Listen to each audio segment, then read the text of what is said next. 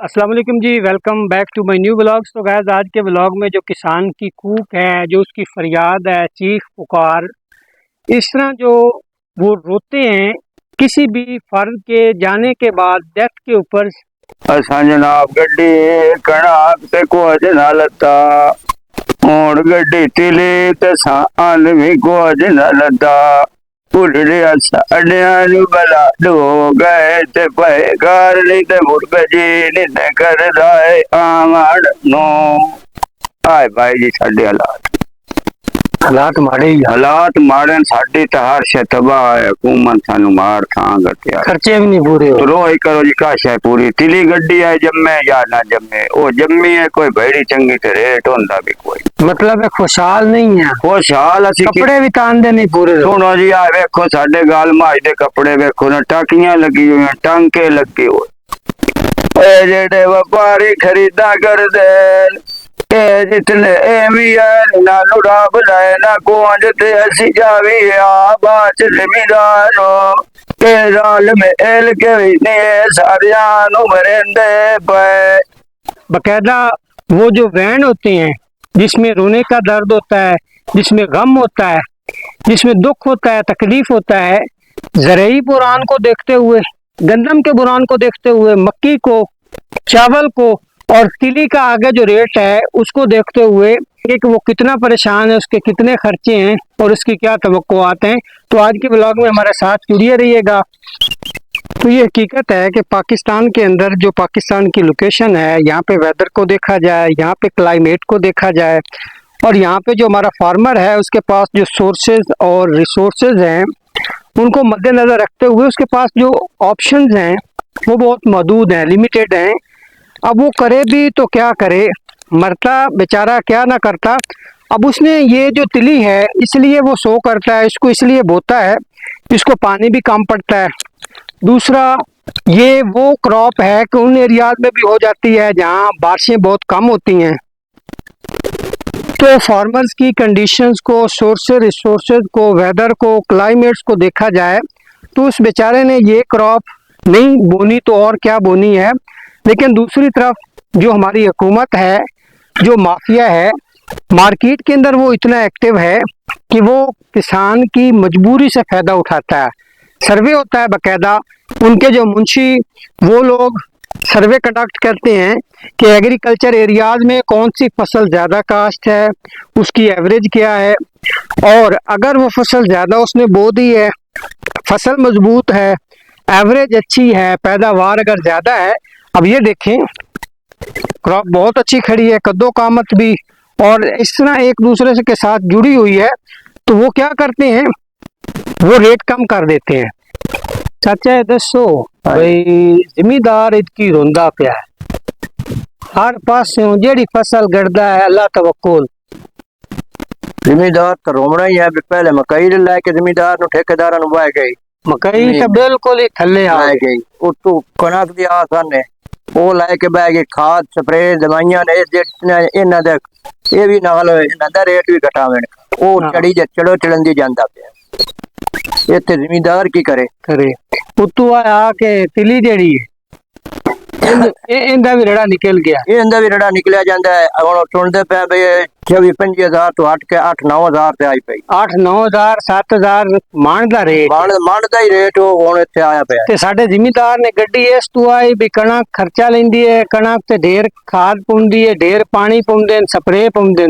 चलो अल्लाह तवक्कल, इससे पानी घट पुंदा है, पानी ते इससे घट पुंदा है, लेकिन स्प्रे उतने ही होंदे ने, स्प्रे उतने करिए ते तां कामयाब होंदी। कामयाब जे पतली जाम जावे ते ऊंच बेड़ा बुड़ गया, जे चंगी हो जावे रेट घट गए ते तां ही बेड़ा बुड़ गया। ये की हाल है इस मुल्क दा? हाल की ये दरायत महकमे नु लाई जांदे थल्ले साडा मुल्क जरई तहा लेकिन हुण थल्ले हो गया। इस तो बाद जेड़े बाहरले मुल्क जितने दे भी तुस तारीरां पढ़ो, ज़रायत वालियां नु तरजीह देंदे, ज़रायत दे सिर ते बाहरले मुल्क अमीर हो, साडे ज़रायत दी बेड़ी बोल के गरीब हो जाए। गरीब हो जी गल है जी। असीं तुहानू भी गल दस्सण लगे हैं अपने व्लॉग दे विच, जेड़े लोग सानू सुन रहे हैं कि जेड़ी ज़राअत है पाकिस्तान लई वो रीढ़ दी हड्डी दी हैसियत है, और अगर ज़राअत तरक्की नहीं करेगी पाकिस्तान कभी भी तरक्की नहीं करेगा। जितना ज़राअत महकमा ज़राअत ये अशिया साढ़े पाकिस्तान च इतनी बाहर किदाई भी नहीं, कितनी भी नहीं, लेकिन अगर ज़राअत नु तरक्की देवें ते बाहरले मुल्कां कोल कर्जा भी नहीं लाए। कर्जा भी नहीं। और साडा यकीन करो किसान इतना परेशान है इस टाइम, डिप्रेशन, टेंशन, मंजी मल्ली पैन, सिर्फ इस वजह तो कि जेड़ा उन्हां दा खर्चा है ना वो पूरा ही नहीं हुंदा पिया। ओ खाद पानी स्प्रे ट्रैक्टर दियां वाइयां मुड़ नाल जमीनां दे चाचा ठेके ठेके मुड़ पानी जेड़े हैं जी नारी वो भी महंगे न, ते बिजली दे बिल जेड़े मोटरां दे पानी है 900 रुपए घंटा पानी है। ते अगर बारिशां ढेर हो जावे उनकी फसल गई उका उका तबाह हो गई। ते साडा मुल्क उदों ही तरक्की करेगा जदों किसान नू कोई चंगी तुसी कीमत दोगे। तो जब हम फार्मर को किसान को टारगेट करते हैं तो बुरान जो है क्राइसिस जो है वो तब शुरू होता है। एक्चुअली होता ये है कि जब वो डिस्करेज होता है उसकी हौसला शिकनी होती है, चीज़ों पे पैदावार पे वो तवज्जो कम देता है, पाकिस्तान में एग्रीकल्चर की प्रोडक्शंस कम हो जाती है, क्राइसिस शुरू हो जाता है। बजाय हम खुद कफील होने के एक्सपोर्ट करने के चीज़ों को इंपोर्ट करते हैं। जब हम चीज़ों को इंपोर्ट करने पे लग जाते हैं तो as a result of it Pakistan जो है उसको ज़्यादा अदायगियाँ करनी पड़ती हैं और पाकिस्तान की वसूलियाँ कम हो जाती हैं और हमारा तवाज़ुन तिजारत खसारे में हो जाता है। और जब तवाज़ुन तिजारत खसारे में होता है हमारा मुल्की ख़जाना जो होता है उसको बड़ा लॉस होता है। तो इन शॉर्ट मैसेज ये है, हमें फार्मर्स को पीस ऑफ माइंड देना है। उसकी हर जो क्रॉप्स है एग्रीकल्चर क्रॉप्स उस पे मुनासिब जो एक रेट है वो उसको देना है ताकि उसको पीस ऑफ माइंड मिले और वो प्रॉस्पेरियस हो। और इस बात को ना भूलें, अगर हमारा किसान खुशहाल है तो पाकिस्तान खुशहाल है, किसान परेशान है तो पाकिस्तान कभी भी आगे तरक्की नहीं कर सकता, पाकिस्तान आगे नहीं मूव कर सकता। तो this is where we need to go. हमें फार्मर्स को बूस्ट करना है, हमें फार्मर को इनकरेज करना है। वीवर्स, मैं इस वक्त ना एक बड़े खेत में हूँ और ये माशाल्लाह बड़े मेहनती हैं, मुश्ताक इनका नाम है, बड़े डेडिकेटेड हैं, हार्ड वर्कर हैं, कमिटेड हैं। और इन्होंने एक बहुत बड़ा जो खेत है मोर देन 5 एकड़ जो है 6 एकड़ का खेत इन्होंने जो गंदम निकाली थी तिली का बीजा है, इस उम्मीद पर के पहले मक्की को बुरान था, मक्की से पहले चावल को था, फिर मक्की की बारी आई, उसके बाद गंदम को अनएक्सपेक्टेड इतना डाउनफॉल हुआ कि खर्चे पूरे नहीं हुए। और अब सुनने में आ रहा है कि अब अगली जो बारी है वो तिली की है।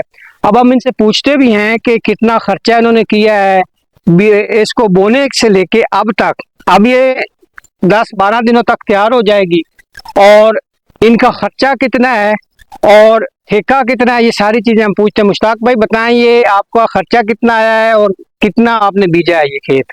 ये तकरीबन 5 एकड़ रकबा है। अच्छा, यहाँ पे पहले गंदम थी, अभी ना सारी तिली है। अच्छा, वो पर एकड़ जो एवरेज कास्ट बन रही है तकरीबन 60 से 65 हजार रुपया खर्चा है पर एकड़, पर एकड़, और 50 से 60 हजार रुपया ठेके का बनता है। वो 6 मंथ का अगर लगाए तो 30-35 हजार बनता है। 30-35 हजार यानी 1 लाख रुपया 1 एकड़ पे खर्चा आ रहा है। अगर एवरेज 10 से 12 मन भी निकलती है। ये हमारे इलाके में मैक्सिमम जो एवरेज है वो तकरीबन 12-13 मन, इससे ज्यादा नहीं। सही, इससे ज्यादा कोई खर्चा अफोर्ड कर भी नहीं सकता। सही। तो पिछली दफा तिली का रेट 21-22 हजार तक गया है, हमने खुद सेल की है। सही। इस दफा देखते हैं गंदम की तरह इसका क्या असर होता है, क्योंकि ना पिछले साल की निस्बत मैंने वो जो बीज सीड सेल कर रहे हैं ना उनसे भी पूछा है, उनकी जो सेल है पिछली साल की निस्बत इस दफा 45% उनकी जो सीड की सेल है कम है, वो ज्यादा है। अच्छा, मतलब कि अगर सीड सेल ज्यादा हुआ है तो इसका मतलब तिली काश्त ज्यादा हुई है। बिल्कुल ठीक है। सुनने में आ रहा है कि ये इसमें व्यापारियां कोई मतलब एक लेन देन है, डायरेक्ट कंपनी उठा रही है, लेकिन दरमियान में जो स्टॉकर है या डीलर है उन्होंने तो अपनी मर्जी करनी है। सुनने में आ रहा है 10-11 हजार 12 हजार। तो यार जो हमारी बात सुन रहे हैं, हम खुदारा आपसे रिक्वेस्ट करते हैं, अपील करते हैं कि आप लोगों ने जो एक ट्रेंड चलाया हुआ है, एक माफिया है, चाहे उसमें आड़ती हैं, ताजिर है, उसके अंदर स्टॉकी हैं, उसके अंदर वो लोग हैं जो कुछ भी नहीं करते, सिर्फ मार्केट के अंदर पूरे पंजाब के अंदर एक ग्रुप बनाया हुआ है, व्हाट्सएप ग्रुप है उनका। जब भी कोई ज़राअत की फसल पकती है, फूड क्रॉप्स है, चावल हो, मक्की हो, गंदम हो, तो वो एक ना कंपेन चला देते हैं और उनका ये ट्रेंड होता है कि इस दफ़ा फसल ज़्यादा है, लोगों ने ज़्यादा बीजी, एवरेज ज़्यादा है, वो एकदम मार्केट के अंदर रेट जो है वो कम कर देते हैं। उसका क्या नुकसान होता है, किसान बेचारा परेशान। Had there been no farmers there would have been no Pakistan. Prosperity of Pakistan lies in the peace of farmers. Farmer get peace of mind when he obtain a suitable profits of every agricultural crops likely to be this. होना ये चाहिए कि उसको हमें piece of mind देना है, और piece of mind तब मिलेगा जब फेयर प्राइस उसको मिलेगी, उसका मुनाफा। देखिए उसके अपने अखराजात हैं, उसका कुंबा है, फैमिली है, उसके अपने ड्रीम्स हैं, बच्चों को पढ़ाना है उसने, बच्चों की हेल्थ को उसने मद्देनजर रखना है, घर बनाना है उसने, कल को बच्चे जवान हो रहे हैं, शादियां करनी है, सारा कुछ है। तो किसान जो है ना वो टॉप और फर्स्ट प्रायोरिटी पे होना चाहिए। पाकिस्तान की जो मैशत है उसके अंदर जो ज़राअत है वो रीढ़ की हड्डी की हैसियत रखती है। It is like a backbone in the economy of Pakistan. ਵੱਡੀ ਮੁੱਕਦੀ ਗੱਲ ਹੈ ਕਿ ਜ਼ਿਮੀਦਾਰ ਦੀ ਯੂਨੀਅਨ ਕਾਇਮ। यूनियन कोई नहीं, बिल्कुल जी, यूनियन ਅਗਰ ਜ਼ਿਮੀਦਾਰ ਦੀ ਯੂਨੀਅਨ ਹੁੰਦੀ ਨਾ, ਜਿਵੇਂ ਹਰ ਕਾਰੋਬਾਰ ਤਜਾਰਤ ਵਾਲਾ ਜੇ ਤਾਜਰਾਂ ਦੀ ਯੂਨੀਅਨ ਹੈ, ਤੇ ਉਸ ਤੋਂ ਬਾਅਦ ਜਿਤਨੇ ਤੁਸੀਂ ਦੂਏ ਕਾਰੋਬਾਰ ਵੇ ਸਾਰਿਆਂ ਦੀ ਯੂਨੀਅਨ ਲੈ ਕੇ ਜ਼ਿਮੀਦਾਰ ਦੀ ਯੂਨੀਅਨ ਕਾਇਮ। मैं ਤੁਹਾਨੂੰ ਦੱਸਣਾ ਜਿਹੜੇ ਸਿੰਧ ਵਿੱਚ ਵੱਡੇ ਜ਼ਿਮੀਂਦਾਰ ਹਨ ਨਾ ਜੀ, ਤੇ ਪੰਜਾਬ ਦੇ ਵਿੱਚ ਉਹ ਹੀ ਤੁਹਾਡੇ MP MN ਨੇ, ਉਹਨਾਂ ਨੂੰ ਖਾਦਾਂ ਮਿਲ ਜਾਂਦੀਆਂ। ਜਿਹੜਾ ਤੇਰਾ ਮੇਰਾ ਛੋਟਾ ਜ਼ਿਮੀਂਦਾਰ ਹੈ ਨਾ, ਸ਼ੌਕ ਨਾਲ ਜ਼ਿਮੀਂਦਾਰਾ ਕਰਨ ਵਾਲਾ, ਠੇਕੇ ਤੇ ਭੋਏ ਕੱਢਣ ਵਾਲਾ, ਉਹਨੂੰ ਬਲੈਕ ਚ ਮਿਲਦੀ ਸੀ ਹਰਸ਼ਾ। ਨਾ ਉਹਨੂੰ ਕੋਈ ਮਸ਼ੀਨਰੀ ਦਿੰਦਾ ਹੈ, ਗਵਰਨਮੈਂਟ ਦਿੰਦੀ ਹੈ ਕਰਜ਼ੇ ਤੇ, ਨਾ ਉਹਨੂੰ ਕੰਟਰੋਲ ਰੇਟ ਤੇ ਗਵਰਨਮੈਂਟ ਖਾਦ ਦਿੰਦੀ ਹੈ, ਉਹ ਮਰ ਗਿਆ बेचारा। ਤੇ ਜਿਹੜੇ ਵੱਡੇ ਜ਼ਿਮੀਂਦਾਰ ਹਨ ਉਹਨਾਂ ਨੂੰ ਹਰਸ਼ਾ ਲੱਭ ਜਾਂਦੀ ਹੈ, ਮੋੜ ਵੀ ਕਿਸੇ ਹੱਦ ਤੱਕ।